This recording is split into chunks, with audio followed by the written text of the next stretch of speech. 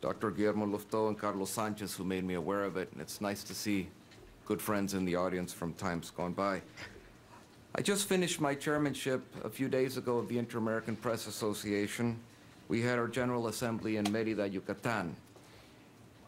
It would have been my pleasure to tell you today that things were better off today than when I started. I can't do that, and I'm sorry that I can't do that because the consequences of that are pretty grave. The IAPA has been involved in the issue of freedom of the press and what we call in Spanish, derecho de saber, the people's right to know, for over 50 years. It's made us a lot of enemies along the way from different political parties, from different ideologies, but we've been able to hold strong to what we believe is the backbone of all democracy, which is freedom of speech. And what we have today in the Americas are basically four esquemas, four parameters that exist in the area of freedom of speech. We have the case of countries where freedom of speech is respected. We have the privilege of being in one of them today, and one that is a shining beacon for the world. We have the case of Cuba, where there is no free speech, no press as we come to know at all. We have the case of countries that were in their origin democratic, that is to say they were elected, but when they came into power, they continued to try to perpetuate their power by basically damaging and crippling the democratic institutions.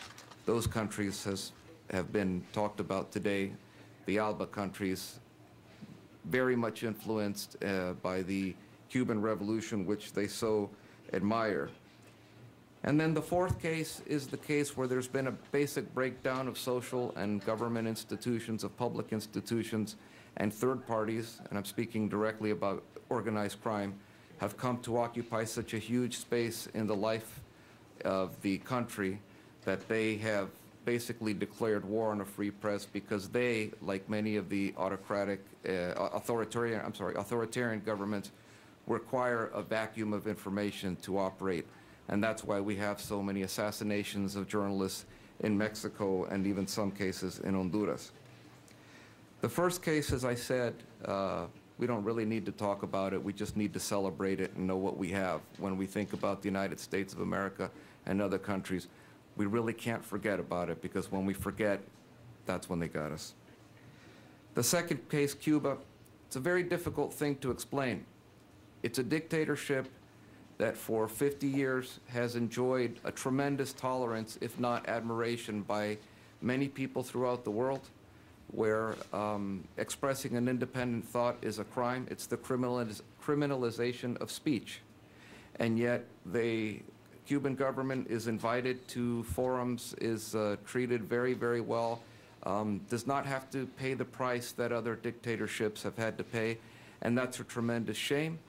It's something that I accept as a journalist, but I don't understand. I really don't understand how people who have been elected in free and democratic elections can extend that kind of friendship toward a dictator who, for half a century, I'm 51 years old, my entire life, I have never known anything about Cuba in the political sense other than it is a dictatorship where the power has been relegated to two brothers. It's insane, to say the least.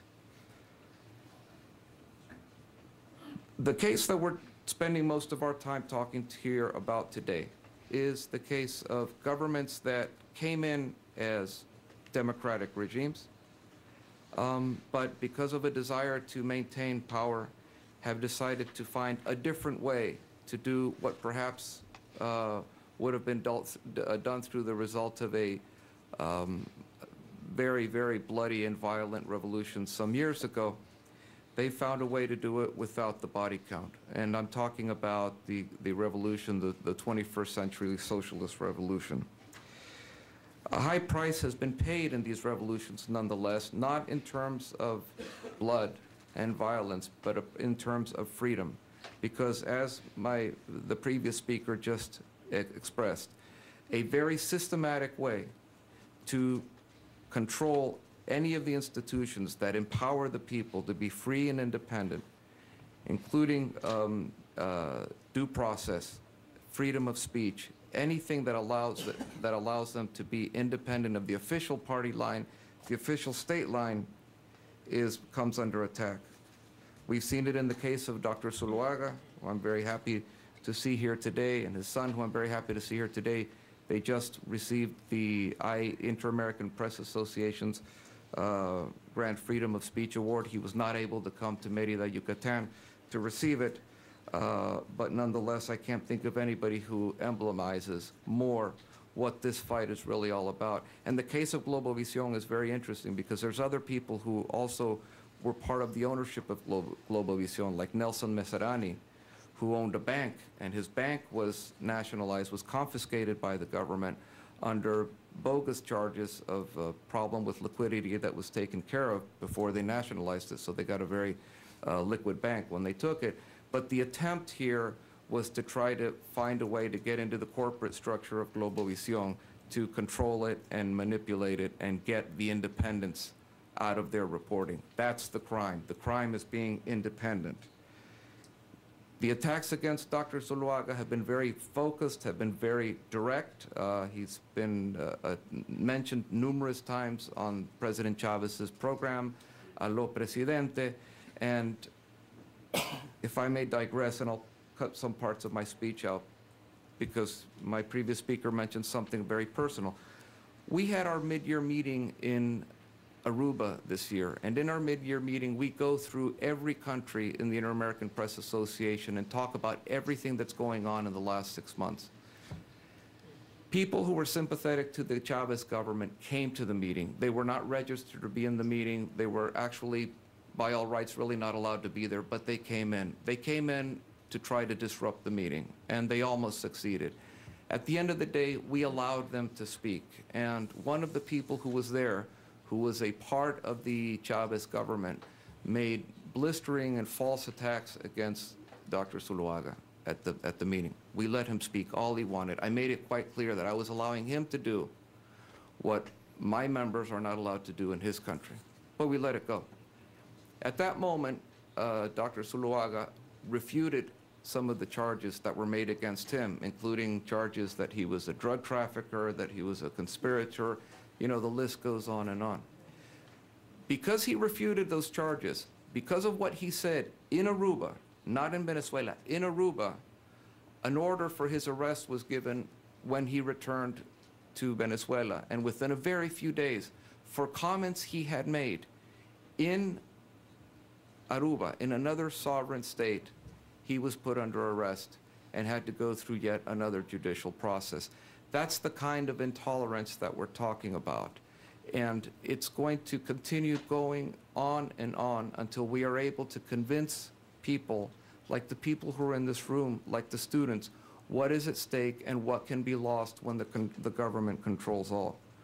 We have a case in Argentina where the president has declared war very specifically on certain members of the press, particularly the newspapers Clarín, the newspapers La Nación, and the company that was state-owned at one time that produces the paper.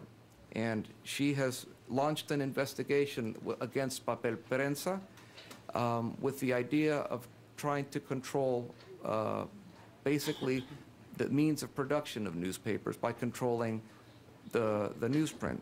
And it's very telling to me that in her speech, talking about the case of Papel Prensa, the president said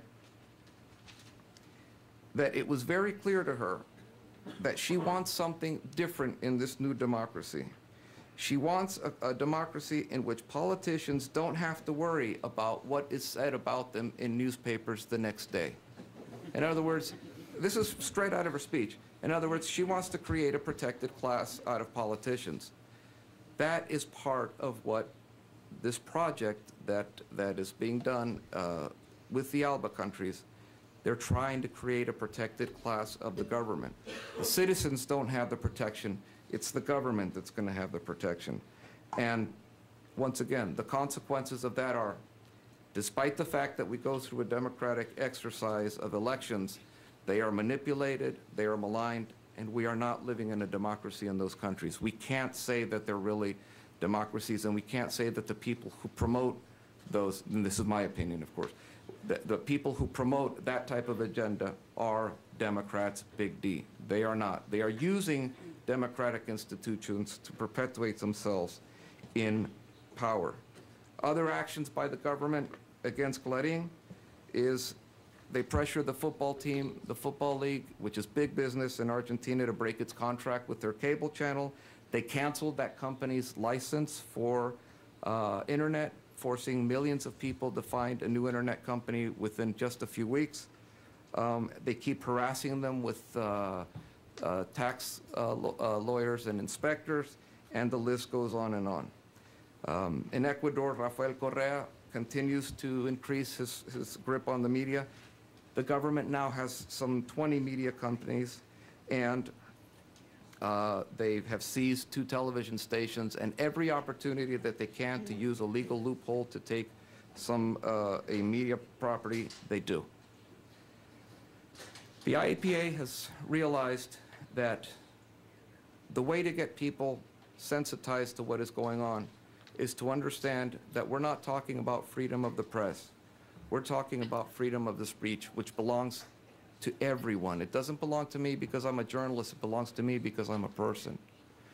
And so we launched a contest, actually, just this past 1st of November. It's called Donate Your Voice for those who don't have a voice. Emilio Estefan and Gloria Estefan are helping us to do it. And we're asking people to write essays, poems, songs about freedom of speech and what importance it is, and focusing specifically on the problem with the impunity, the journalists who are being killed in Honduras and Mexico and many other places. You can find it at impunidad.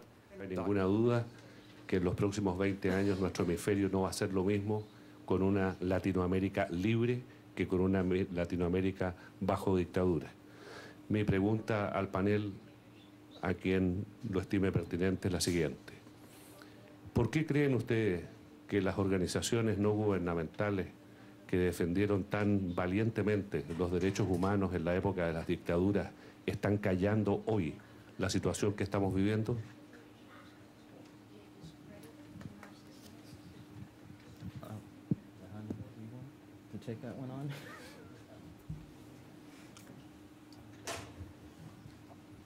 Yo no tengo la respuesta para esa pregunta, y es algo, como mencioné en mis palabras, es un poco el caso del dictador de Cuba. Hay quienes le dicen presidente, pero es un dictador, hay que estar clarísimo que es un dictador. Yo no entiendo por qué a veces ven actuaciones similares a las de otros gobiernos y organizaciones que eran sumamente enérgicas en denunciar, y además actuaban en conjunto con la Sociedad Interamericana de Prensa para denunciar a Stroessner, a Pinochet, a Somoza. Hacíamos esas denuncias, estaban ahí. Sin embargo, nos encontramos ahora que esas mismas personas, esas mismas organizaciones no quieren formar parte de básicamente la misma denuncia. No me gustaría pensar que es porque en realidad eran más partidistas o más fieles a una ideología que a lo que estábamos defendiendo, que eran las esencias de los derechos humanos y de la democracia.